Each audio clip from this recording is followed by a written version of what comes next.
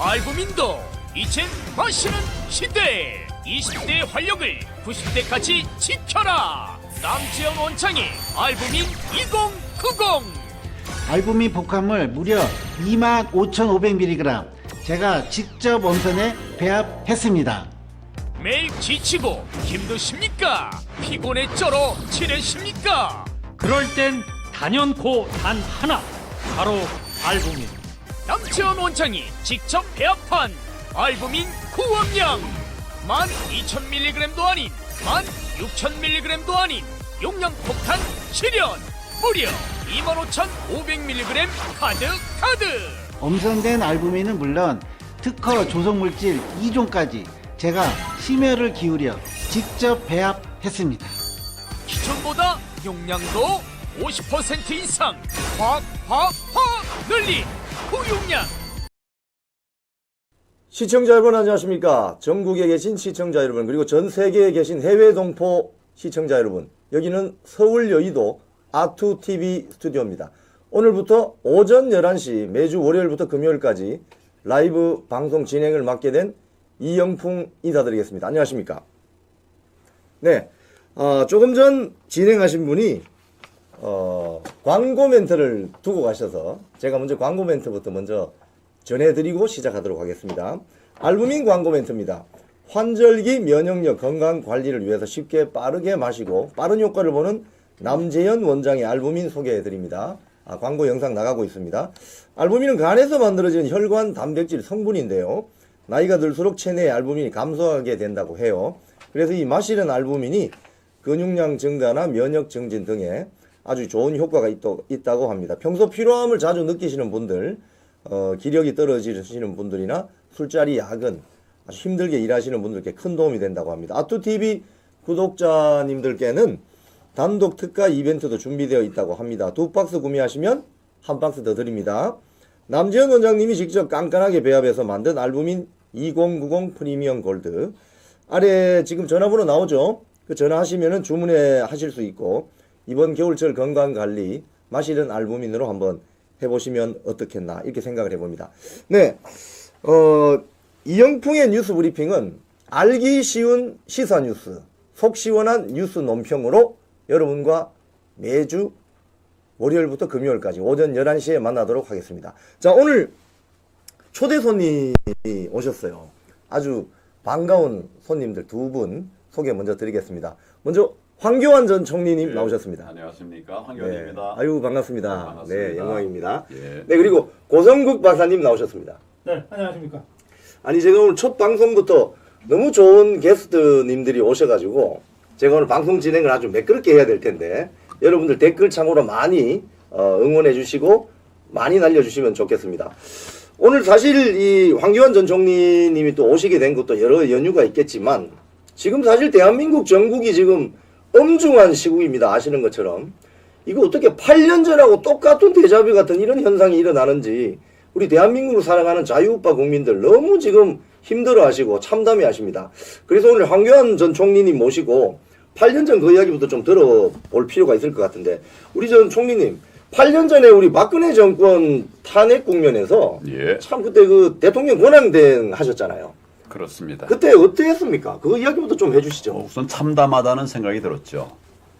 이 탄핵에 대해서 수긍할 수 없었어요. 그러나 뭐 정말 바람이 막 불어가면서 대통령도 거듭 사과를 하고 이렇게 되면서 이제 탄핵이 시작됐는데, 그러나 결국은 그 탄핵이 아무 효과가 없는, 말하자면 가짜 탄핵이었다. 탄핵 사유가 거의 없는데도 탄핵을 했고 그걸로 나라를 다 망가뜨렸고 좌파들이 득세하는 그런 계기가 됐다. 이런 면에서 저는 정말 이 부분에 대해서 안타깝게 생각을 하고, 제가 이 일련의 과정들을 참여하는 마음으로 나는 죄인입니다, 이런 뭐 책도 냈었습니다. 이런 일이 다시는 있어서는 안 된다라고 생각합니다. 참 총리님 말씀하신 거 보니까 참 이 공감이 되는 부분이, 지금 대한민국 정치인들 중에 이 대한민국 전국이 이렇게 난장판이 된 것이 바로 내 탓이다라고 이야기하는 정치인이 아무도 없어요. 지금 전부 손가락질하면서 저 사람 잘못이다, 윤석열 대통령 잘못이다, 저기 잘못이다, 이렇게만 하고 있는데, 우리 황교안 전 총리님 말씀대로 8년 전에 참 그 상황을 보시면서 이게 내 탓이다라는 이런 이야기 멘트를 하시는 분이 거의 없는 것 같은데요. 그 당시에 뭐 가짜 뉴스가 많이 설쳤지 않습니까? 그렇죠. 예나 제나. 근데 뭐 정치권에 가짜 뉴스가 있었던 건 어제 오늘의 일은 아닙니다. 그러나 특히 문재인 정부 들어서 정말 가짜가 횡행했어요. 거짓말이 특세했습니다. 우리 국민들이 이걸 좀 이제는 깨닫고 거짓말에 속지 않는 뭐 이런 변화가 좀 있기를 정말 간절히 바랍니다. 저는 거짓과 가짜와 계속 싸워나가도록 하겠습니다. 지금 사실 그 8년 전 그 당시에 대통령 권한 대행을 하셨었는데 그때 이 난국을 어떻게 대처하셨어요? 그 당시에는. 결국은 내 혼자서는 안 되니까 우리 국무위원들이 있었습니다. 국무위원들 중에 사퇴하기로 돼 있던 사람도 있고 뭐 이런데 다 붙들어 놓고 또 더 잘 되기로 김종용 그 당시 금융위원장 부총리로 내정돼 있었는데 지금 그거 갈 때가 아니다. 자리를 각자 지키자. 이렇게 정말 똘똘 뭉쳐서 그 국무위원들 중에는 저보다 학교 선배도 있어요. 예. 4명이나 있는데 다 뭐 몇 년씩 선배인데 한결같이 똘똘 뭉쳐서 저를 돕고 같이 위기를 극복하기 위해서 노력을 했었습니다. 국민들도 많이 응원해 주셨고 그 덕에 탄핵 정국을 잘 마무리할 수 있도록 탄핵 자체는 너무 가슴 아프고 안 된 일이지만 그걸 벌어진 일은 잘 마무리할 수 있도록 그렇게 노력을 했습니다. 예, 그 당시 활동하셨던 그런 부분은 많은 국민들이 황교안 전 총리님의 그 당시 표정, 발언 이런 것들을 잘 기억을 하고 있는 것 같아요. 지금 고성국 박사님, 지금 요 아투TV 생방은 고성국 TV에서 지금 녹화 중입니다. 현재 지금 녹화하고 있는데 8년 전 상황하고 지금하고 보시면 같은 점이 있을까요? 아니면 또 차이점이라고 하면 어떤 게 있을까요? 완전히 다르죠. 네.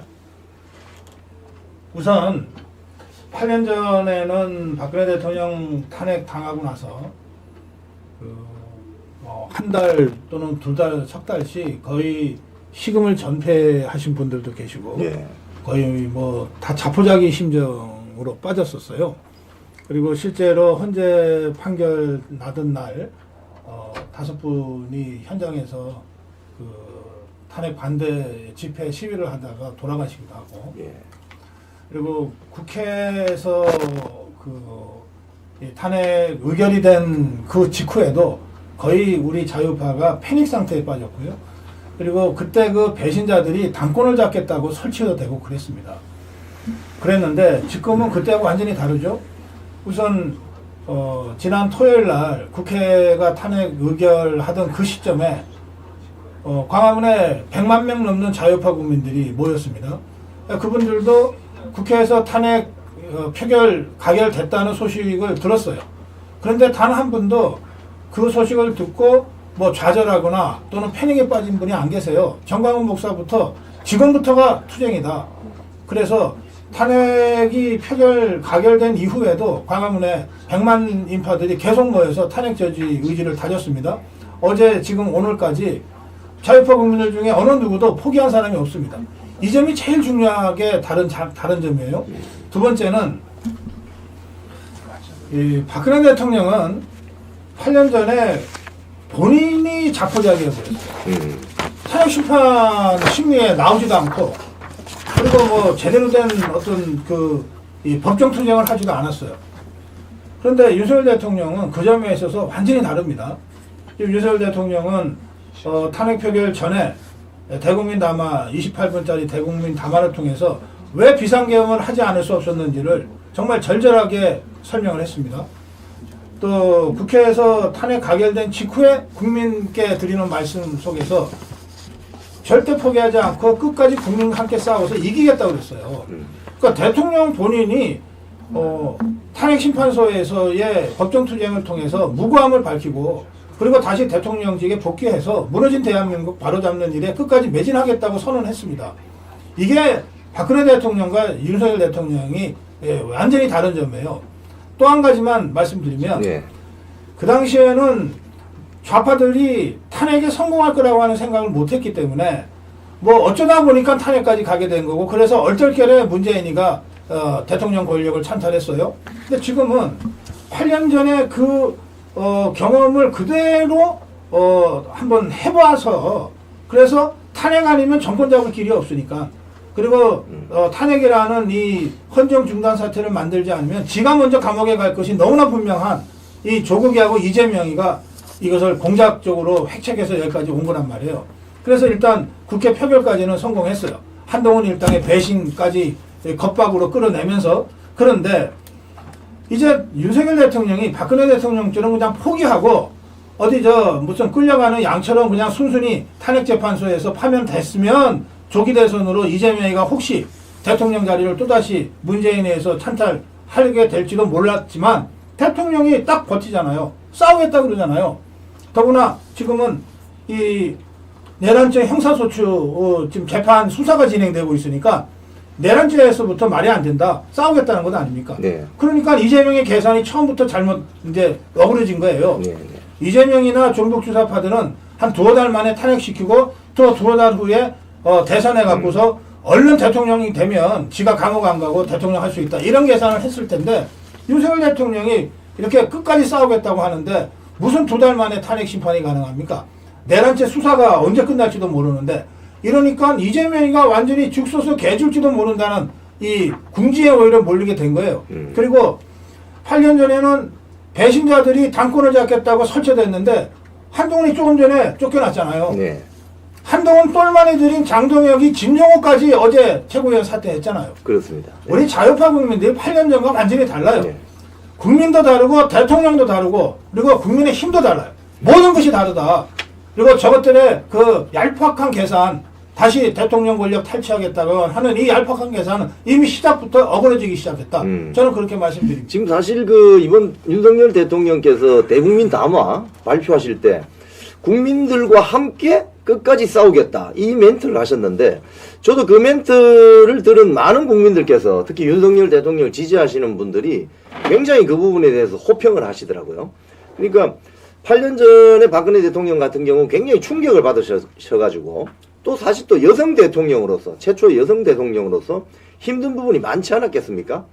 그런 면에서 보면은 지금 윤석열 대통령이 저는 강력한 전투 의지를 가지고 있는데 우리 황교안 전 총리님 8년 전에 만약에 이런 상황이 있고 대통령이 좀 강력한 예를 들자면 법정 투쟁을 하겠다는 이런 생각을 가지고 있다면 대통령 권한 대행으로서 이 대응하는데 어떤 차이가 있겠습니까? 사실은 맨 처음에 대통령이 이제 박근혜 대통령이 사과를 했어요. 네, 맞죠. 난 그게 패착이라고 생각합니다. 그 말씀도 드렸어요. 뭘 잘못했다고 사과하시는가. 여러 가지 다툴 부분이 많이 있었는데 사과부터 해보셨단 말이에요. 그러니까 우리 힘이 빠지고 또 거듭 또 사과문을 내셨어요. 이런 것들이 참 큰 아픔이었고 또 그런 상황에서 대한민국을 지켜내기가 쉽지 않았다 이런 생각을 합니다. 근데 지금은 말씀하신 것처럼 윤 대통령께서 강한 의지로 불법과 싸우겠다 이런 제 말씀을 하셨죠. 내란 얘기를 하는데 저는 법조인이고 또 이 공안 사건을 많이 했던 그런 법조인입니다. 내란 사건도 다뤄본 사람이에요. 다뤄본 사람입니다. 저는 내란이 법리적으로 되지 않는다. 내란이라고 하는 데는 목적범이거든요. 목적범은 일반적으로 다르죠. 사기니 이런 거하고 달라요. 어떤 목적을 가지고 범행을 한 것이 목적범입니다. 근데 그 목적이라는 게 뭐냐면 국헌을 문란할 목적으로 이런 거예요. 대통령이 무슨 국헌을 문란합니까? 본인과 우리 집권 여당이 국헌인데 그걸 무너뜨린다는 말 자체가 난 성립이 안 돼요. 말 자체가 성립이 안 된다고 법리적으로 보기 때문에 이건 그냥 정치적인 얘기가 아니라 법적으로도 말이 안 된다 이런 생각을 하고 우리 대통령께서는 지금 여러 번 말씀하신 것처럼 끝까지 정의를 세우겠다고 하는 이런 말씀을 여러 번 하셨어요. 그렇기 때문에 이길 수 있다. 싸우지 않으면 이길 수가 없죠. 근데 싸우면 이길 수가 있고 또 저나 우리 고성국 박사나 우리 자유민주 시민들이 윤석열 대통령을 반드시 막아낼 겁니다. 박근혜 대통령 때처럼 그렇게 되지 않게 할 것입니다. 이것은 국민의힘이 결국 승리한다라고 저는 확신을 하고 있습니다. 사실 이번 네.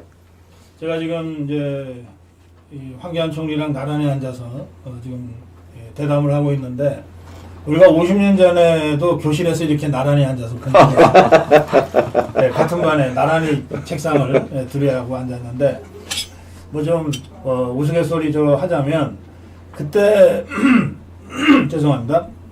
우리 황교안 총리는 그때 이 학생회장 당시 학교호국당장에서 말하자면 범생의 길을 갔어요. 그래서 저는 이제 이 협객의 길을 갔습니다. 그래서 저는 좀 싸워봤어요. 어릴 때부터. 이 싸움에서 제일 중요한 게요. 나중에 두들겨 맞아서 뭐 죽을 지경이 되더라도 기세가 꺾이면은 안 돼요. 기세가 꺾이면 싸우기도 전에 죽는 겁니다. 그래서 지금 8년 전과 굳이 비교하자면 박근혜 대통령은 처음에 기세가 꺾여버렸어요. 그래서 변변한 싸움 한 번 못하고 그냥 쭉 밀려버렸거든요. 그런데 지금 윤석열 대통령은 전혀 기가 죽지 않습니다. 그래, 한번 해보자. 내가 한동훈이 같은 허접한 것들한테 내 운명과 나라의 운명 맡기기 싫다. 내가 헌재에서 당당하게 싸워서 살아 돌아오겠다. 이렇게 기세가 전혀 안 꺾였어요. 그러면 저 정북주사파들은 이 윤석열 대통령과 자유파의 기세를 꺾어놔야 되겠는데 기세가 전혀 안 꺾이잖아요. 그럼 어떻게 해야 되냐? 일단 잡아가둬야 되겠다. 이게 한번 구속이 되면 이게 김영현 장관도 1차 구속이 되니까 하루 이틀 좀 고생했던 것 같아요. 예? 의기소침해지고 그럴 수밖에 없어요. 사람이니까. 그런데 더 중요한 거는 대통령이 구속 수감이 되는 모습이 이제 원 언론을 통해서 기성 언론을 통해서 하루 종일 생방송으로 틀어질 거 아니에요. 그러면 그걸 바라보는 국민의힘 자유파 국민들이 이거 대통령이 이제 감옥에 갔네. 이제 싸움 안 되는 거 아니야? 라고 투쟁 의지를 접을 가능성이 있어요. 지금 종북교 아빠들이 그거 노리는 거거든요. 그래서 싸움에 임해서 기세를 꺾기 위해서 대통령 인신부터 구속하겠다는 거예요. 지금 그래서 검찰이 1차 영장 아닌 줄 빤히 알면서 아니 변호인단 선임할 시간도 안 주고서 영장 청구하면 그거 응할 사람이 누가 있어? 맞습니다. 저 같은 아무것도 아닌 무지랭이 일반 시민도 그런 영장 그런 소환에는 응하지 않습니다. 2차 영장, 3차 영장 한 다음에 말을 안 들으니까 이제 집행할 수밖에 없다고 그러고 수사관 보내서 강제 집행하겠다고 지금 하고 있는 것이거든요. 네. 자, 이게 저 정북 주사파들의 아주 사악한 탄핵 파면 의도예요. 일단 대통령 기부터 꺾어놔야 되겠다. 그래서 광화문에 모여서 탄핵 저지하겠다고 투쟁하는 자유파의 길을 꺾어야 되겠다.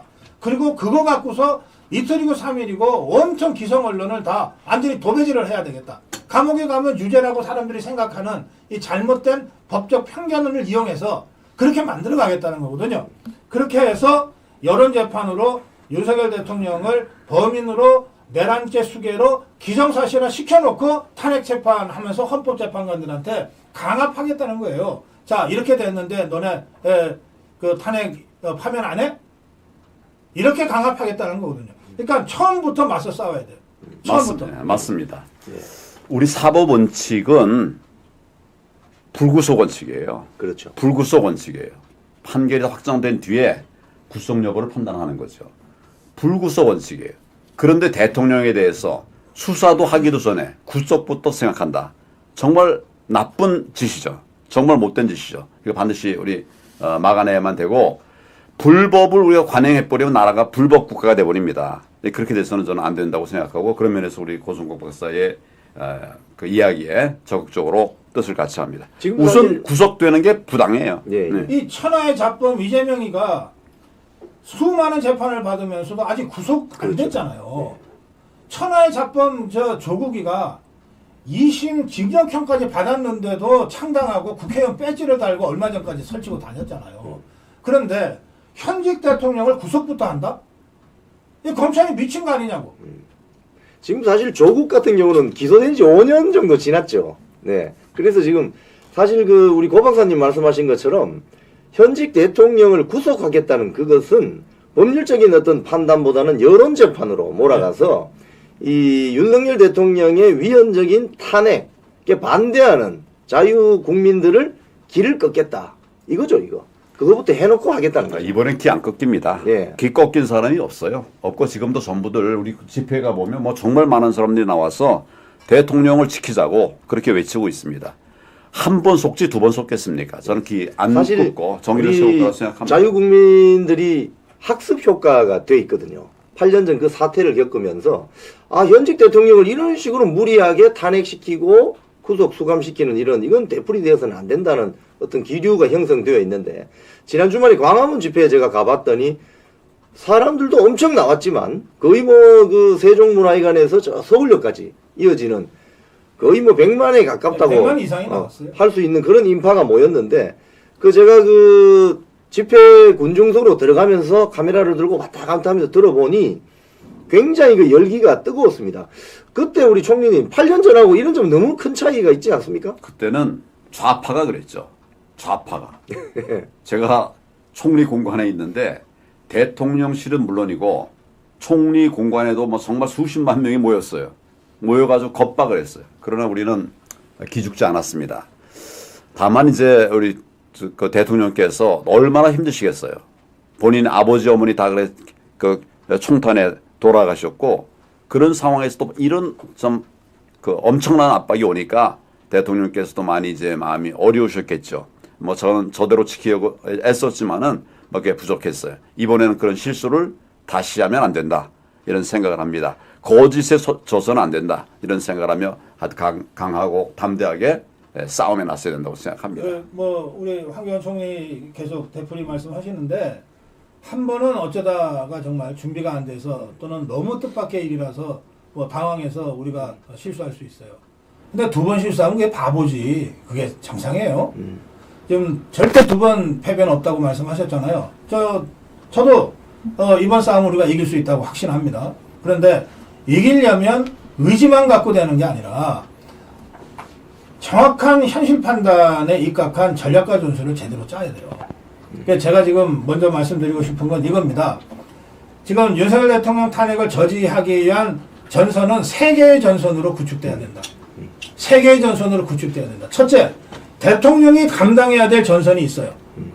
대통령과 김영현 장관을 비롯한 그 내란죄와 연루된 사람들이 먼저 지켜줘야 될 전선이 있어요. 그게 사법전선이고 법정전선이에요. 헌재가 됐건 내란죄 수사가 됐건 당당하게 지금 대통령이 하고 있듯이, 또 김영현 장관이 뒤따라 하고 있듯이 비상계엄 발동의 불가피성을 설명하고, 그리고 이것이 전혀 내란죄에 포함되지 않는다고 하는 점들을 범죄적으로 치열하게 투쟁을 해줘야 돼요. 이 전선이 우선 서야 됩니다. 그 다음에 두 번째는, 헌법재판소는 우리 황교안 총리도 법률가시지만 헌법재판소는 대법원이나 다른 사법부와는 달리 국민 여론을 여러 가지로 좀 신경 쓰고 거기에 좀 약한 부분들이 그동안 헌법재판소 판결에서 있었거든요. 특히 8년 전에 대통령 탄핵 때 그랬어요. 그렇다면 지금 황교안 총리 말씀하신 대로 그때는 촛불 들고 좌파들이 다 둘러싸고 국회도 에워싸고 헌재도 에워싸고 막 이러면서 겁박했잖아요. 그 이번에는 우리가 그렇게 해야 돼요.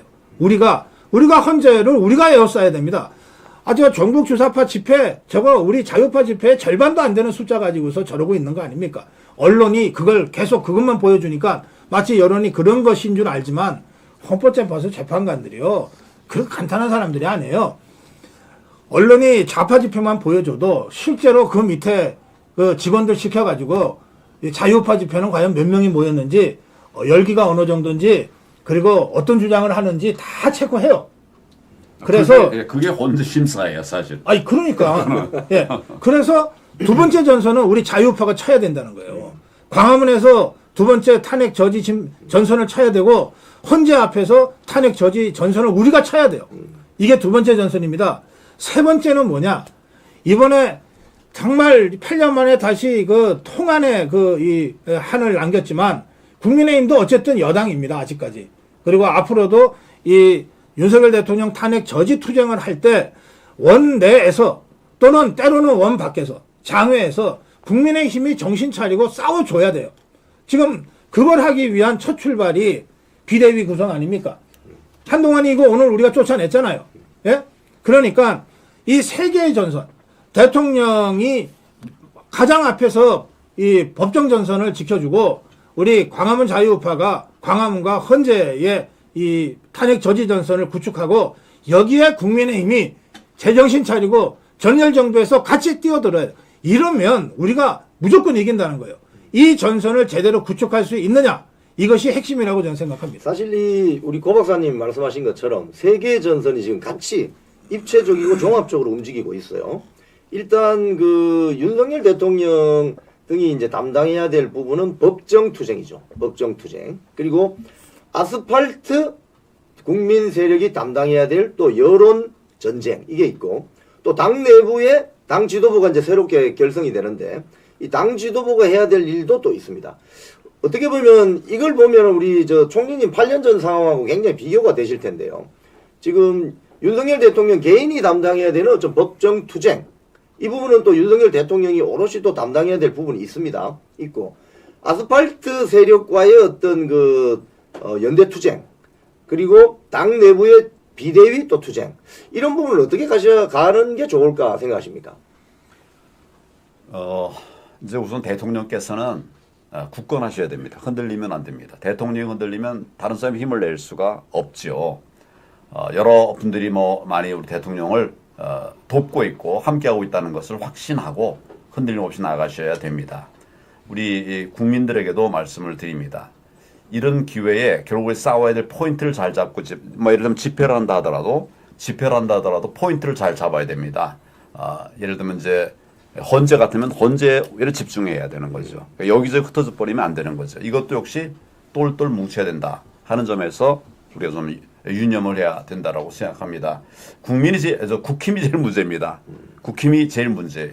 여기는 하라고 해도 되는 것이 아니고 지금은 너무 무너져 있어요. 뭐 비대위 또 뭐 이렇게 대행체제 이렇게 돼가지고는 좀 힘들거든요. 그래서 우리가 국힘에도 좀 힘을 주고 국힘에 우리가 좀 힘을 줄 수 있는 여러 가지 정책들을 만들고 이렇게 해야 될 것 같습니다. 요게 제일 취약점이니까 취약점을 채우는 이런 노력들이 필요할 것 같습니다.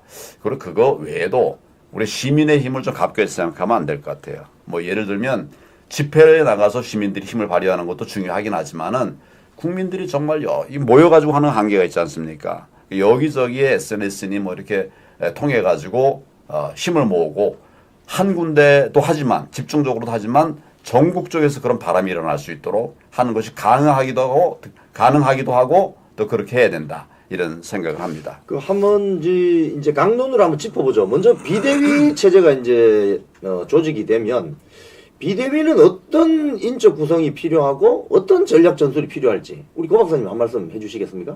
비대위원장을 잘 뽑아야죠. 네. 뭐 비대위원장이 비대위원들을 선임하는 것이니까요.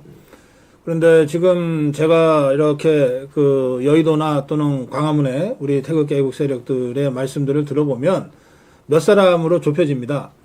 우선 김문수 비대위원장 추천하는 분들이 많으세요. 네. 그동안 김문수 장관이 보여줬던 그 소신과 그 강단 있는 행동 때문에 이 위기 상황을 돌파할 수 있는 적임이 아니냐. 또 김문수 장관이 장관하기 전에 광화문 태극기 애국세력과 쭉 함께 해왔던 역사가 있잖아요. 그래서 김문수 비대위원장을 추천하는 분이 많이 계십니다. 뭐 저는 뭐 현직 장관이지만 권한대행한테 사표 내고 그 다음날 비대위원장 맡는 분들 그게 뭐가 문제겠냐 싶어요. 한동훈이는 그렇게 해서 비대위원장 안 됐습니까? 네. 자, 김문수 카드가 있습니다. 그 다음에 원희룡 비대위원장 얘기를 하는 분들도 많으세요. 원희룡 전 장관이 그 윤석열 정부를 탄생하는데 결정적인 역할을 한 사람이거든요. 우선 윤석열 후보와 함께 경선을 하다가 윤석열 후보가 당 후보가 된 직후에 가장 먼저 대선 캠프에 들어가서 스스로 대선의 그 역할을 했던 사람이고 그 다음에 인수위에서도 정책본부장을 하면서 윤석열 정부의 주요 정책 4대 개혁 같은 것들을 입안한 사람입니다. 그리고 실제로 건설교통부 장관 하면서 건폭과의 전쟁이나 이런 불법 파업과 관련된 전쟁에서 원희룡 전 장관의 그 전투력이라고 하는 거는 누구나 다 인정할 정도로 강력했지 않습니까? 지금 사실은 야인으로 있어요. 그래서 원희룡 전 장관이 지금 비대위원장으로 적합하다 이런 의견들이 많습니다. 또 지금 어쨌든 당 내에서 현역 의원이 나와야 되지 않냐. 비대위원장을 맡더라도 그러면서 거론되는 현역 의원들이 몇 명 있습니다. 우선 나경원 의원이 거론되고 있고요. 그리고 윤상현 의원이 거론되고 있는데 각각 장점들이 있어요. 나경원 의원은 원내대표를 역임했기 때문에 의원들을 통솔하고 원내에서 저 종북주사파들과 투쟁을 하는데 아주 이 전략 전술을 잘 구사할 수 있다. 그리고 강단이 있다. 이런 의미에서 비대위원장으로 추천이 되는 것 같고, 윤상현 의원은 이번에 국회 탄핵되는 과정에서 가장 더 강력하게 윤석열 대통령 탄핵이 절대 안 된다고 하는 것을 맞습니다. 의정활동을 통해서 보여줬습니다. 맞습니다. 네. 그러니까 이 사람이 쇼로 한 게 아니라면 지금 윤석열 대통령 탄핵 저지하는 이 국면에서는 가장 논리적으로 잘 무장되고 행동으로 보여준 사람 아니냐. 그래서 윤상현 의원을 비대위원장으로 해야 된다. 이렇게 추천하는 사람들이 많습니다. 그래서 이미 제가 보기에는 누가 맡더라도 훌륭하게 지금의 이 비상 상황을 이끌어갈 비대위원장 감이라고 저는 생각합니다. 예. 괜히 어설프게 검증도 되지 않은 또는 그냥 그럴듯해 보이는 이런 사람들 어디 데려다가 쓸 생각하지 말고 지금 거론된 이 4명은 어떤 면에서 다 검증된 사람이잖아요. 거기에 제가 지금 아까 5분이라 그랬죠. 네. 5명의 이름. 네. 그 중에 제가 아직 거론하지 않은 한 명이 바로 옆에 계시기 때문에 제가 좀 말씀드리기가 그런데 그러나 이건 민심을 전하는 거니까. 네. 황교안 전 총리는 이미 권한대행을 했고 종북주사파와의 투쟁에 있어서는 누구도 범접할 수 없는 뚜렷한 그 성과를 낸 사람입니다. 통진당 해산을 시켰잖아요. 맞습니다. 예. 그리고 이건 이 탄핵 심판의 핵심이 내란죄 아닙니까? 또 형사소추의 핵심도 내란죄잖아요. 이거는 검찰에서도 공안 쪽에서 근무하지 않은 사람은 모르는 거예요. 맞습니다. 네. 아무리 같은 검찰에도 이 특수통이나 강력부의 근무를 20년, 30년을 해도 내란죄라고 하는 것은 다뤄본 적이 없단 말이에요. 근데 바로 그것이 주 전공이잖아요. 그래서 거기에다가 황교안 총리가 그동안 부방대를 이끌면서 부정선거와 관련된 활동을 수년간 해왔고 네. 또 그런 의미에서 우리 태극기 애국 세력들로부터의 강력한 지지가 있잖아요. 그러니까 당대표까지 경험을 했기 때문에 황교안 총리가 이 상황에서 그 비상대권을 가지고 당을 제대로 이끌 수 있는, 그리고 이게 당만 잘 이끌면 되는 게 아니라 광화문 태극기 애국 세력과도 연대하고 또 윤석열 대통령의 법정 투쟁과도 직간접적으로 조언도 주고 하면서 가져가야 되기 때문에 그런 세 가지를 잘 갖춘 사람이 아니냐 해서 황교안 총리에 대한 추천이 굉장히 많습니다. 저는 이 5명 중에서 누가 돼도 적어도 지금보다도 나을 것이고 8년 전 상황과도 완전히 다르다. 그렇게 생각합니다. 지금 저는 사실, 예. 거기에 예. 한 명 더 추가할 사람이 네, 있어요. 추가해 주시죠. 예. 좌파와 싸우다가 네. 좌파 속에 있다가 우파로 들어와서 좌파와 싸우는 그런 분이 하나 있습니다. 네. 내 옆에 있습니다. 아니 저는 이게 농담이 아니고 실제로 이런 위기 상황을 잘 극복할 수 있는 굉장히 중요한 자원이라고 생각합니다. 언젠가 그런 역할을 해야 되는데 지금이 그런 때 중에 하나 아닌가 하는 이런 생각을 합니다. 사실 여러분들이 지금 거론이 되고 있는데요. 사실 제가 생각할 때는 구슬이 서말이라도 깨어야 보배다. 이 구슬을 딱 꿰일 수 있는 분이 중요한데, 소위 말해서 아스팔트 세력과 원내 세력을 통섭하면서 이 세력화를 할 수 있는 분이 굉장히 중요한데, 왜 그러냐면 이 비대위의 목적은 하나여야 되잖아요. 우리 고 박사님 어떻습니까? 비대위의 목적이 당원 협의회 강화라든지 딱 하나죠. 딱 하나잖아요. 예, 대통령 탄핵을 저지하는 목적을 달성하면 없어지면 됩니다. 그런데 제가 이제 비대위원장이 중요하다고 말씀드린 것은 예. 비대위원장이 비대위원을 인선하기 때문에 그런데 그렇죠. 사실은 지금 저만 빼놓고 이 5명은 누가 비대위원장을 해도 이상하다 하지 않을 정도의 우리 자유파가 갖고 있는 보유한 자원이잖아요. 저는 그중에 누가 비대위원장이 되든 나머지 분들을 비대위원으로 해서 함께 하면 된다. 그러면 그야말로 막강 비대위원회가 된다. 이렇게 하면 다 역할 분담도 할 수 있고 원내 합쳐서도 할 수 있기 때문에 저는 이런 방식으로 막강의 비대위원회를 구성해서 대통령과 함께 싸워나가면 100% 우리가 이긴다. 확신합니다. 지금 사실 그동안 한동훈 체제에서 봤을 때, 오늘 결국 한동훈이 쫓겨났지만은, 한동훈 체제에서 봤을 때 이 국민의힘 원내 세력만으로는 이 난국을 돌파할 수 있는 가능성이 좀 적다. 그래서 결국 아스팔트 애국 국민들을 규합하는 이런 노력들이 필요하고 그에 대한 전술이 필요한데, 이런 부분은 총리님 어떻게 구사하는 게 좋을까요? 쉽지 않은 예. 일이죠. 쉽지 않은 일인데, 뭐 저는 하여튼 부방대를 운영하면서 22,000명이 모이는 이런 대원들이 모여 있는 이런 조직인데 쉽지 않지만 결과적으로 진정성을 가지고 정책을 내고 생각하지 못한 것들을 만들어 가니까 따라오더라고요. 지금 비대위 상황이 구성된다면 결국 그런 리더가 필요하다 이렇게 생각합니다. 그런데 아까 말씀드린 그 5명 다 여기에 모자라지 않는 이런 분들이라고 생각을 하고, 제일 중요한 거는 우리 국민들이 정말 뜻을 하나 모아줘야 됩니다. 지도자가 아무리 잘해도 국민들이 한 뜻을 모아주지 않으면 안 되는데, 그동안 우리의 제일 큰 약점은 정치권에도 있지만 또 국민들에게도 있어요. 국민들이 좀 많이 응원하고 도와주시고 함께 해주시면 이길 수 있는 일들이 많이 있었는데 그냥 그 부분이 좀 많이 아쉽습니다. 국회가 잘못하면 국민이, 또 우리 국민의힘 당이 잘못하면 국민이, 우리가 잘못하면 국민이 해서 결국 승리의 길을 만들어 가실 수 있다 이렇게 생각합니다. 지금 언론에서 많이 보도하는 것 중에 하나가 이게 시간 싸움이다. 뭐 이런 표현을 많이 쓰거든요. 맞습니다. 사실 지금 더 급한 사람이 사실 이재명이란 말입니다. 그래서 이재명 쪽은 빨리빨리 처리를 해서 절차적인 하자가 있더라도 빨리빨리 해서 넘어뜨리겠다는 그런 의도인 것 같은데, 이 시간 싸움에서 이길 수 있는 어떤 전술이라면 어떤 게 있겠습니까, 고 박사님?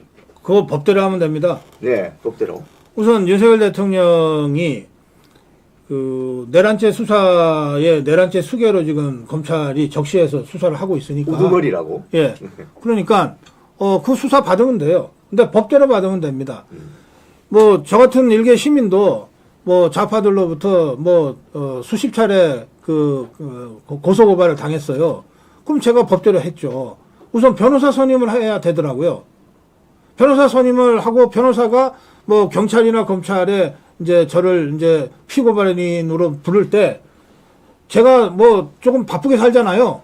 그러니까 변호사가 계속 그러더라고요. 아침에 몇 시에 방송이 있고 저녁에 몇 시에 방송이 있고 어떻게 해서 그 시간에는 나가기가 어려우니까 좀 연기해 달라 그러더라고요. 법적으로 그렇게 요구하니까 또 경찰에서 법적으로 그걸 받아주더라고요. 그렇게 해서 경찰 수사 조사를 받아서 진술조서 쓰는 데만 해도 한 2달 걸리더군요. 네. 그렇게 법적으로 하는 거예요. 이게 대한민국 국민인 고성국한테 주어진 권한이거든요. 윤석열 대통령, 대통령이다 뭐다 떠나서 대한민국 국민이잖아요. 대한민국 국민으로서 마땅히 누려야 될 그런 법적 보호 권한, 이거를 행사하면 돼요. 그러면 최소한 1년, 2년은 그 과정을 밟게 돼 있거단 말이에요. 예, 그렇게 하라는 거예요. 종북주사파 이재명이 조국이한테는 또 윤미향이한테는 지나치게 많은 특혜를 사법부가 줬어요. 맞습니다. 수사 과정에서부터 시작해서 재판 과정까지. 근데 윤석열 대통령은 소추되고 그 다음날 그래 영장 출두하라고 소환명령을 내려요?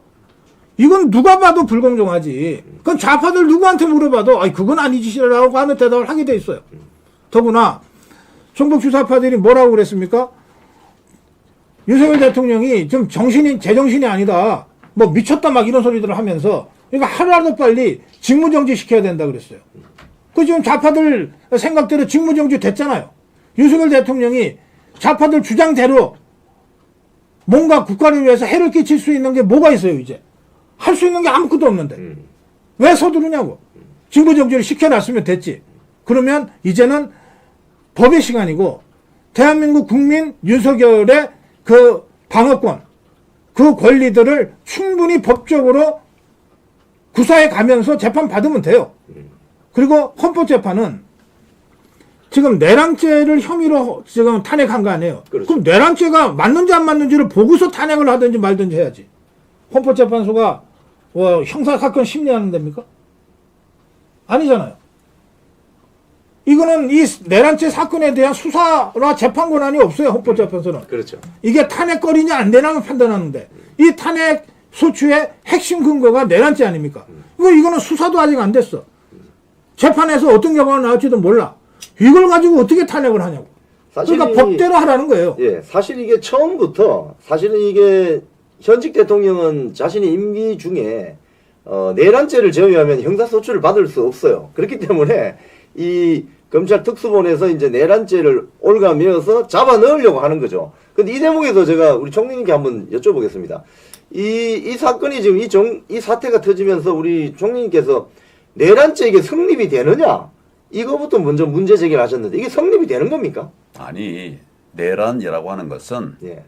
국헌을 문란할 목적으로 폭동한 거 폭동. 요거예요. 음. 아니 이게 참 폭동이라고 생각하는데 저는 목적이 더 중요해요. 예. 내란을 선동할 목적으로 음.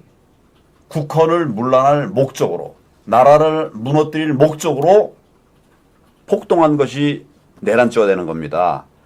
폭동이 있었다 하더라도 이런 목적이 없으면 아무것도 아닌 거예요. 예를 들어서 깡패가 가다 누굴 때렸단 말이에요. 세게 때렸단 말이에요. 청와대 앞에서 때렸단 말이에요. 대통령실 앞에서. 이게 내란입니까?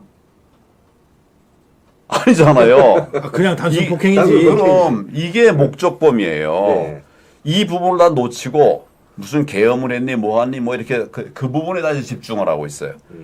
목적이 없으면 내란죄가 성립될 수가 없습니다. 근데 형님 많은 국민들이 이런 생각을 합니다. 현직 대통령이 대통령 권력을 유지하고 있는데 국민을 대표해서 내란을 일으켜서 또 다른 권력을 침탈하려고 한다? 이게 성립이 됩니까? 아니 말이 안 돼. 제 자가당책에 말이 안 되는 말이에요. 대통령 아니라면 내란도 될 수 있고 다 할 수 있죠. 그렇지만 대통령은 본인이 국헌인데 예. 거기다가 나를 스스로 부서뜨리는 그런 행동을 할 목적으로 폭동했다. 이건 말이 안 되는 논리적으로 말이 안 되는 겁니다. 그리고 세계사적으로 보더라도 대통령이 내란죄로 처벌됐던 예도 없고 조사받았던 예도 없고 그런 것이 발생한 예도 없습니다. 제가 알기로는 제가 전 세계를 다 조사하진 않았지만 제가 알기로는 그래요. 언론 보도에다만 난 일이 있는 것 같아요.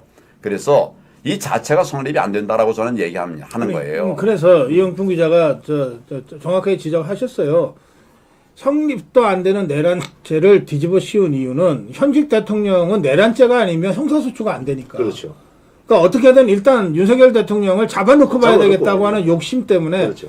지그들도 법률가들은 알 거예요. 이게 법리적으로 성립이 안 된다는 걸. 그렇지만 무리해서 내란죄를 지금 적용하다 보니까 수사 자체가 이게 굉장히 어렵게 돼버린 거예요. 그러면 저 총리님 이 내란죄만 가지고 형사소추를 하는 이 사건이 하나 한 트랙이 가고 탄핵 심판 또 트랙이 투 트랙으로 가는데 이 두 개의 트랙이 같이 갈 수 있는 겁니까? 이제 묶여서 같이 이제 판단할 텐데 수사를 진행하고 있으면 재판을 좀 이렇게 미룰 수 있다. 뭐 이렇게 돼 있어요. 네네. 예, 그런데 뭐 그렇게 해가지고 근데 이제 만약에 수사 중인데 탄핵을 해버리면 나중에 수사가 무혐의였다. 윤 대통령은 아무 죄가 없었다. 이렇게 나오면 그 탄핵은 어떻게 되는 겁니까? 사형시켰는데 살인범이 다른 데 있다. 예, 아니 뭐 다른 데 있는 게 아니라 이 자체가 죄가 안 되는 것이었다. 라고 판단 나면 어떻게 하냐고요. 그러니까 이런 점을 다 검토해 보고서 판단할 일이지 서두르는 거는 악입니다. 잘못입니다. 이게 법치에 어긋나는 겁니다. 그다음에 이제 네. 어떻게든 막 빨리 해서 어떻게든 기정사실화 시켜버리려고 윤석열 대통령을 땅에 빨리 파묻어버리고 나중에 이 내란죄가 성립 안 되더라도 이미 끝났는데 어떡하냐 이렇게 이제 오리발 내려고 지금 하는 건데 황교안 대표가 총리 시절에 이제 권한 대행을 했잖아요. 그때도 헌법재판관 문제가 있었죠. 그렇죠. 그 임명 안 했어요. 그렇죠. 예. 임명 안 했다니까. 지금 요번에 문제시되고 있는 것이 국회목 3명 민주당이 또 굳이 또 하나를 자기들이 하겠다고 했어요. 원래는 여야 1명씩 하고 1명은 여야 합의를 해야 되는데 자기들이 의석수가 많다고 해서 밀어붙여서 지금 2대1로 추천을 하려고 하는데 이거 한덕수 총리가 임명할 수 있는 겁니까? 저는 뭐 하여튼 쉽지 않은 일이라고 생각합니다. 네. 이게 법에 나와 있지는 않아요. 그러나 이제 법학자들이 검토를 한 것들이 있습니다. 권한 대행이 할 수 있는 한계가 있다. 이렇게 이제 하고 있어요. 특별히 이제 우리 국힘의 여당에서 추천한 이런 이제 장관급 이건 안 된다. 이런 것이 이제 언론이에요. 근데 이제 민주당이 뭐 예를 들어서 이제 추천했다. 이러면 뭐 좀 얘기가 달라질 수 있겠죠. 이게 복잡한 문제입니다. 복잡할 때는 간명하에 가야 돼요. 지금 이제 6명인데 6명이 뭐 끝내는 것이 맞겠다 싶고 한다면 중간에 집어넣는 것은 적절한 일이 아니다. 나중에 판단할 일이다. 이렇게 수년 전에 그 박범계 전 장관 아니 뭐 그런 것들 얘기 일일이 인용하면서까지 비판할 필요가 없어요. 네. 보세요. 권한대행은 과도기적인 상황에 잠깐 동안 대통령이라는 그 자리가, 그러니까 누군가가 대통령이라고 사인을 하지 않으면 안 되는 일들이 있으니까. 그렇죠. 네. 그걸 하기 위해서 과도기적으로 권한대행 시키는 거잖아요. 그러니까 대통령의 정당성의 근거는 국민들이 모두 참여해서 투표한 직선에 있다고요. 그러니까 어떤 누구도 사실은 국민이 직접 선출하지 않은 사람이니까 그 대통령으로서의 그 정통성을 갖지 못해요. 그런데 이렇게 어쩔 수 없는 상황이 됐을 때 국가가 진짜 헌정이 중단되면 안 되니까 그 몇 달 동안 대통령 사인 대신 해라 이 말이거든요. 이게 통치행위라는 게 아니에요. 그렇죠. 여기 권한대행을 하셨던 황교안 총리를 옆에 앉혀두고 제가 이런 말씀을 해서 죄송하지만 권한대행의 그 운명이 그런 거란 말이에요. 그래서 노무현 때 고건 총리도 일체 적극적인 행정활동을 안 했어요. 그리고 박근혜 대통령 때 황교안 총리도 일체 적극적인 그 행정활동을 안 했다고요. 권한 대행이니까. 예, 누군가를 새로 임명을 한다거나 이런 걸 최소화했단 말이에요. 예? 그리고 이건 사인하지 않으면 국가가 중지될 것 같은 상황. 이런 경우에만 사인을 해준 거예요. 그렇잖아요. 네. 그러니까 지금 한덕수 총리도 속으로 무슨 생각을 하는지 모르지만 전례가 있다는 거예요. 고건 총리의 전례가 있고 황교안 총리의 전례가 있으므로 적극적인 행정활동을 하면 안 된다. 국가가 정말 중지될 수밖에 없는 위급한 상황에 처했을 때 대통령을 대신해서 사인해주는 소극적 행정, 그 범위를 넘어서면 안 된다. 이렇게 제가 말씀드리는 거예요. 그게 뭐 박이 뭐라고 그랬건 누가 뭐라 그랬건 그건 별로 중요하지 않습니다. 지금 이제 일반 국민들이 좀 혼란스러워하는 부분이 하나 또 있어요. 뭐냐면 현재 헌법재판관 6명이서 결정을 할 수 있느냐. 또 이 중에 한 명이라도 반대를 하면 이 사건은 기각된다. 뭐 이런 의견들이 있는데 그 점은 어떻게 보십니까? 지금 이제 6명 이상 있어야 유효하다라고 하는 거는 법에는 없는 얘기예요. 네. 그래서 관행이죠. 그게 관행이고 6명이 있어야 유효하다는 거는 법에 있는 거고요. 네. 근데 이 한 명을 더 집어넣을 거냐 말 거냐는 것이 관행으로 채워 나간 것인데 지금은 이제 그 새로 중간에 집어넣는 거는 맞지 않다라고 생각합니다. 관행이 법으로 어길 수는 없죠. 요런 점은 국민들이 분명히 아셔야 될 것 같고 또 이런 때 자꾸 이제 뭐 전에 민주당이 그때 헌법재판소 구성을 방해하지 않았습니까? 임명을 계속 안 하고 미루고 그렇죠. 정말 못하게 했어요. 예. 그러다가 난데없이 지금 또 다시 이제 이렇게 한단 말이죠. 이거는 정말 국민들이 그런 바보도 아니고 그렇게 그런 것을 승인하거나 또 응원해 하시지 않겠죠. 정말 정치를 꼼수 정치를 하면 안 된다 이런 생각을 합니다. 지금 그 헌법재판관 2명이 4월 18일 날 이제 임기가 끝나는 것으로 되어 있는데 이런 경우는 또 어떻게 봐야 됩니까? 임기는 끝나는 거죠. 예. 그러면 임기는, 2명을 또 보충해서 또 새롭게 가게 되면 사건 이 처리하는 걸 어떻게 일단 6명으로 있다가 이제 2명이 그만둬요. 네. 그러면 4명이잖아요. 그럼 네. 심리가 중단돼야죠. 그렇죠. 심리가 중단돼야죠. 그다음에 그 2명이 원래 이제 누가 추천하는 몫이라고 하는 게 있잖아요. 네. 대통령이 3명 추천하고 뭐 대법원장이 3명 추천하고 국회에서 3명 예, 예. 추천하잖아요. 네. 근데 만약에 그 2명이 대통령이 추천했던 자리가 그만두게 되면 대통령이 추천해야죠. 그렇죠. 근데 지금은 권한대행이니까 권한대행이 추천하면 돼요. 그런 식으로 해서 보임을 해 나가야 되는 거죠. 근데 그 문제가 해결되기 전에는 심리가 불가능해지는 거죠. 불가능해지죠. 예, 그러면 중단해야죠. 사실 4월 18일 날 나가는 그 2분이 문재인 전 대통령이 추천한 사람들이거든요. 그러면 결국 윤석열 대통령이 또 저 추천해야 되는. 그러니까 윤석열 대통령 대신에 이제 권한대행인 그렇죠. 한덕수 권한대행. 총리가 추천해서 해야 되는데 하더라도 네.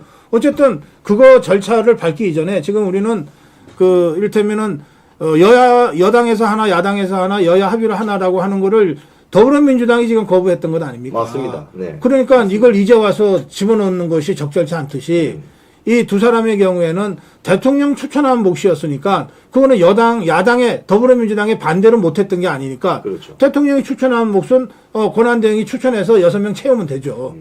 그렇게 해서 가면 됩니다. 그렇죠. 근데 그 절차를 끝내기 전까지는 중단돼야죠. 그렇죠. 이 심리를 지금 사실은 이 좌파 진영에 특히 이재명 쪽은 이 2명의 재판관 4월 18일 바뀌기 전에 이 사건 심리를 끝내고 뭔가 결론을 내어달라는 주장을 하고 있는데 이거 온당한 주장입니까? 온당하지 않죠. 네. 그래도 온당하겠습니까? 너무나 사법 사상이 없는 일이에요. 너무 졸속 예, 아닙니까? 예. 대법원도 마찬가지지만 헌재를 이렇게 정치적으로 농단하는 거는 사법사상 있었던 일이 아닙니다. 그러니까 저는 지금 계속 이제 민주당의 잘못을 지적하고 있는데 법치가 무너졌어요. 민주당 때문에 무너졌습니다. 지금 이 헌재 사태도 사실 법치가 무너진 일환으로 이제 그렇게 저는 이해를 합니다. 이건 막 이런 상황에서라도 더욱더 법치를 강하게 지켜야 된다. 그런 생각을 합니다. 지금 이제 이 전체적인 흐름을 보면 졸속 재판에다가 여론 재판에다가 대통령 먼저 구속시키고 잡아놓고 나서 일을 벌리겠다 이런 식으로 가는 거잖아요. 그럼 이제 이야기가 이제 결국 우리가 종합을 해보면 결국 이 버티는 힘이 중요한데 윤석열 대통령 개인적으로는 법적 투쟁을 해서 버티는 힘을 끝까지 국민들과 함께 싸우겠다고 천명을 했고 이제 아스팔트에 나와 있는 애국 국민들이 버텨줘야 되는데 이제 이 투쟁의 전선의 무대를 대통령실이라든지 이쪽보다는 헌법재판소로 가야 될 것 같은데 어떻게 이 자유우파 국민들이 좀 대응해야 되는지 한 말씀들 해주시죠. 말씀하신 대로 버티면 이겨요. 버티면 이기고 시간은 우리 편입니다. 좀 비정상적으로 우리 쪽 시간을 빨리 돌리려고 하고 저 종북주사파들의 시간은 최대한 늦추려고 종북주사파들은 지금 아주 저 얄팍한 수를 쓰면서 회책하고 있지만 그래도 저쪽 시계가 멈추지는 않잖아요. 그러니까 우리가 더 오래 버티면 돼요. 시간이 좀 늦게 가도. 자, 버티면 되는데 우선 버티는 주체는 1차적으로 대통령입니다. 그렇죠. 대통령이 버텨줘야 돼요. 근데 대통령 버티겠다고 그러고 있잖아요. 그리고 지금 보면 버티고 있는 것 같아요. 그러면 대통령은 잘 버틸 거라는 전제 하에 우리 자유파가 버텨줘야죠. 그런데 다들 헌재 앞으로 가서 이제 집회를 하면서 헌법재판소의 잘못된 판결을 경고하자 이러는데 박근혜 대통령 탄핵 때도 헌재 앞에 집회를 했는데 이제 재판소로부터 100m 이내 이로는 접근하지 못한다. 뭐 이런 식의 조치들이 있었어요.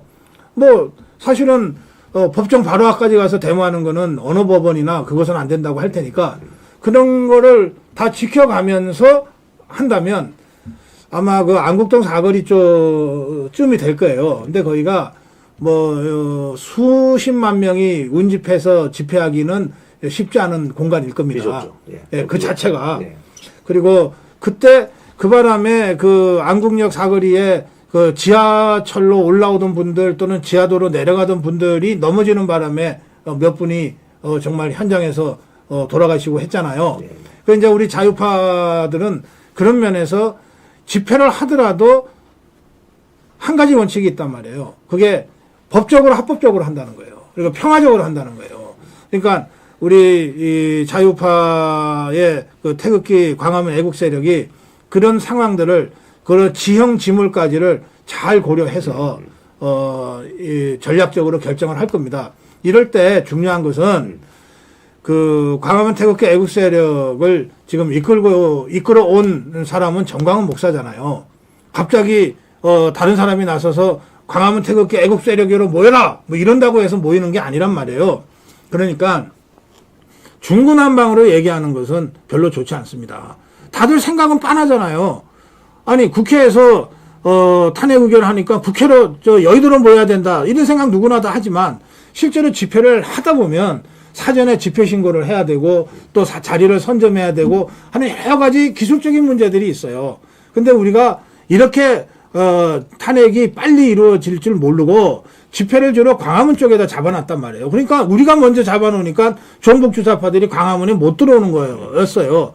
그래서 급하게 이걸 여의도로 국회를 포위하자라고 머리로 생각은 할 수 있지만 이거를 수십만 명, 100만 명 이상의 이 자유파 국민이 그런 식으로 움직이게끔 하는 것은 또 다른 문제거든요. 그렇죠. 그러니까 이건 책임 있게 행동해야 됩니다. 그래서 지금도 이제 헌재로 가자 다들 그렇게 생각하시는데 과연 어떤 것이 법을 지키면서 평화적인 방법으로 그러면서 효과적으로 우리 자유파의 목소리를 전달할 것인가에 대해서는 그야말로 100% 지도부의 일임하고 지도부의 지침이 나오면 그것에 함께 따라주면 되는 거예요. 그런 방식으로 하는 것이 좋다. 그렇게 말씀드립니다. 사실 이 사태에서 우리가 꼭 이제 유념해야 될 것은 그럼 대통령이 왜 계엄령을 내렸고 뭐 이런 어려운 일을 이 길을 가고 있나? 그 본질이 뭘까? 이걸 파악하는 게 중요합니다. 네. 대통령은 예를 들어서 뭐 입법을 뭐 하고 싶어도 의회가 다 막고 국회가 다 막고 민주당이 다 막지 않았습니까? 사람 하나 추천해도 뭐 임명되지 못하도록 별별 짓을 다 했어요. 네. 예산이 있어야 대통령이 일을 할 거 아닙니까? 예산 다 막고 본인 하고 싶은 거 하지 못하게 하고 있어요. 그래 놓고선 지금 와서는 자기들이 막아놓은 걸 이제 추경을 하겠다 뭐 이런 소리를 하고 있어요. 아무튼 이렇게 대통령이 할 수 있는 걸 다 막아놨단 말이에요. 다른 방법이 없어요. 근데 부정선거에 대해서 본인이 이제 아시고 계셔요. 아시니까 이걸 통해서 돌파구를 마련할 수밖에 없다. 이런 이제 생각을 하셨겠죠. 그래서 다 막힌 상황에서 돌파할 수 있는 길로 이제 계엄령을 한 거예요. 계엄이 뭐 잘했다 하고 싶은 생각이 아니에요. 본질이 뭐냐? 우리가 그 점을 흔들리지 않게 잡고 나가 싸워야 된다. 그래서 대통령을 응원해야 되고 그래야 대한민국을 바로 세울 수 있다. 이런 말씀입니다. 그 집회에 관해서 참고의 말씀을 한 말씀 드린다면 하여튼 제가 공관에 있을 때 100m 밖에서 하는데 그게 뭐 몇십만 명이 하니까 바로 옆에서 하는 소리 같아요. 네네. 이런 장소의 어떤 장애를 극복할 수 있더라 그런 생각이죠. 문제는 그렇게 많이 이제 모여서 함께 해야 되는 것이죠. 그리고 이제 집회할 때마다 안전이 제일 중요하니까 안전을 잘 지켜야 되는데 우리 지난번에 막 100만 이상이 많이 모였던 기억이 있습니다. 2019년 예. 100만 넘게 모였는데 안전사고 전혀 없었어요. 전혀 없었죠. 예, 이게 자유민주의 힘입니다. 이번에도 이제 그런 빌미자필을 하지 말고 그래 정말 냉정하게 강하게 그렇게 싸우는 그런 자유우파의 모습을 보여주면 헌재가 흔들리지 않을 수 없어요. 그리고 이건 억지로 흔드는 게 아니라 정의가 뭐냐? 탄핵 대상이 아닌 걸 갖고서 뭡니까? 그 내란의 대상이 아닌 걸 갖고 내란이라고 가짜로 만들고 있다는 이 점을 분명히 인식을 하고 나면 안 싸울 수가 없죠. 그런 점을 잘 지켜서 투쟁하면 될 것 같습니다. 그리고 이 투쟁 과정에 이제 마지막으로 한 번 더 제가 여쭤보고 싶은 것은 사실 구슬이 서말이라도 껴야 보배인데 이 자유우파 세력 사이에서도 서로 약간의 차이는 있는 것 같아요. 근데 이런 것들을 우리가 한 덩어리의 용광로처럼 녹이려면 서로 간에 약간의 차이가 있다는 걸 서로 이해하고 보도하마 줘야 되는 거 아닙니까? 고 박사님 어떻게 보세요? 이런 부분은? 그러니까 때로는 이제 인해전술 같은 각계약전이 효과를 발휘할 때도 있어요. 그런데 사실 이 광화문 100만 집회를 하면 여러 단체들, 여러 수백 개 단체들이 사실은 참여하는 거잖아요. 그러면서도 큰 흐름을 보면 정광훈 목사의 그 지도력에 따라서 움직이거든요. 그러니까 사고가 없는 거예요. 네, 그렇듯이 지금 이 종북주사파들은 무슨 상황만 벌어지면 지그들끼리 이 수계들이 모여가지고 이 구수회의를 합니다. 네. 원탁회의라는 이름의 구수회의를 해요. 네. 그거 보면 한 20-30명 정도 돼요. 네. 그런 식으로 해서 딱 결정이 되면 일사불란하게 역할 분담하고 움직이거든요. 우리 자유파는 그런 훈련은 아직 덜 돼 있어요. 덜 돼 있지만 수많은 대중집회를 거치고 8년 전에 그 뼈아픈 패배를 극복하는 과정에서 상당 정도 학습도 됐고 훈련도 됐고 또 그럴 만한 역량들이 조직적으로 갖춰졌어요. 이를테면 당장 전국 조직만 해도 정광훈 목사와 함께하는 자유마을이 전국 마을마다 3,600여 개가 있고 또 지금 황교안 총리가 정말 어려운 속에서 5년간 이끌어왔던 부방대가 지금 전국에 2만여 명이 있잖아요. 그러니까 이것만 해도 대단한 겁니다. 예? 그래서 저는 우리 자유파, 국민의힘의 비대위가 구성되면 그리고 그 비대위가 우리 자유파와 함께 해야 된다고 생각하는 비대위원장과 비대위원들로 구성이 되면 저는 광화문 태극기 애국세력과 국민의힘 함께 연대하는 이 탄핵저지 국민연대 같은 것들을 긴급하게 구성해야 된다고 생각합니다. 긴급하게 구성해서 이를테면 최소한 언제 어디에서 집회한다. 그리고 방향은 이렇다. 슬로건은 이렇다. 이 정도는 우리 자유파 진영이라면 누구나 다 공감하고 숙지할 수 있는 그런 정도의 아주 간단하고 기본적인 어떤 지침들을 내려주는 그런 이 공동투쟁본부 이런 것들은 급하게 좀 추진될 필요가 있다. 근데 그걸 하려면 국민의힘이 체제 정비를 우선하고 그때를 기다렸다가 해야 돼요. 누구랑 얘기할 거예요, 지금? 그래서 이 부분은 저는 이번 주 안에는 어떤 형태로든 결성을 목표로 해서 우리 황교안 총리부터 또 정광훈 목사부터 움직일 필요가 있다. 그렇게 말씀드립니다. 예, 고저 합동 대응팀을 만드는 이거 굉장히 중요합니다. 혼자서는 잘 안 돼요. 함께하는 것이 필요하다 이런 말씀을 좀 드리고 하여튼 뭐 변호사도 최고의 변호사, 내 편이 아니라 최고의 변호사를 이제 세워서 대응을 해야 되겠다 이런 생각을 합니다. 그리고 이제 법리만 딱 볼 게 아니에요. 이거는 법리만 볼 것이 아니에요. 헌법재판이거든요. 예. 그래서 여러 가지 이제 정치적인 측면도 고려해가면서 대응을 해 나가야 되겠다는 생각이 들고 가장 중요한 거는 이게 탄핵 사유가 안 된다. 내란이 아니다. 요 점에 대해서 제가 거듭 말씀을 드리는데 요 점을 좀 잘 챙겨 나가야 될 것 같다 이런 생각을 하고요. 그 뭐 예를 들어서 2019년도에 우리가 정말 100만, 200만, 100만이 넘는 많은 사람들이 모였을 때 그때 우리가 어떤 전력을 같이 했는가 하면 정광훈 목사님과 또 조원진 대표 또 우리 교계의 리더들하고 함께 이런 협의를 했습니다. 정광훈 목사님은 이제 뭡니까 미 대사관 앞에서 집회를 그동안 하셨기 때문에 그 일대를 꽉 메우시라.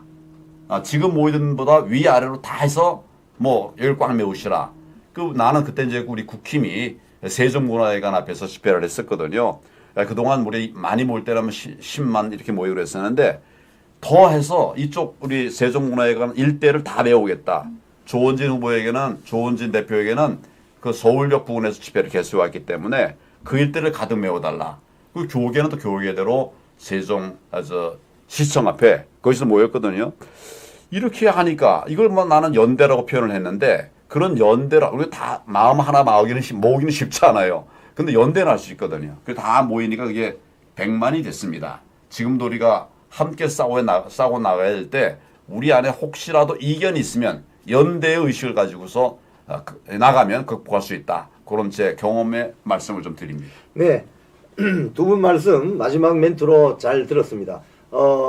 전국에 계신 시청자 여러분 그리고 전 세계에 계신 해외 동포 아투TV 시청자 여러분 여러분 개인이 바로 나라를 구하는 충무공 이순신 장군이다. 이렇게 생각하시고 관심과 지혜와 용기를 모아주셔야 됩니다. 지금 대한민국이 큰 위기에 처해 있습니다. 국헌이 문란되고 헌법이 파괴되는 이런 시국에서 나라를 구할 수 있는 힘은 바로 저를 비롯한 여러분 개인에서 나옵니다. 바로 우리가 개인이 충무공 이순신 장군이다 생각하고 나라를 지키겠다는 생각을 하셔야 될 것 같습니다. 자, 제가 오늘 첫 출연했는데요. 첫 진행을 했습니다. 앞으로 알기 쉬운 시사 뉴스, 속 시원한 뉴스 논평, 아투TV 11시 이영풍 뉴스 브리핑 시간에서 매주 월요일부터 금요일까지 만나 뵙고 인사드리겠습니다. 자, 그럼 방송 정리하겠습니다. 오늘 출연해주신 황교안 전 총리님, 고성국 박사님 감사합니다. 고맙습니다. 같이 인사드리겠습니다. 고맙습니다. 감사합니다.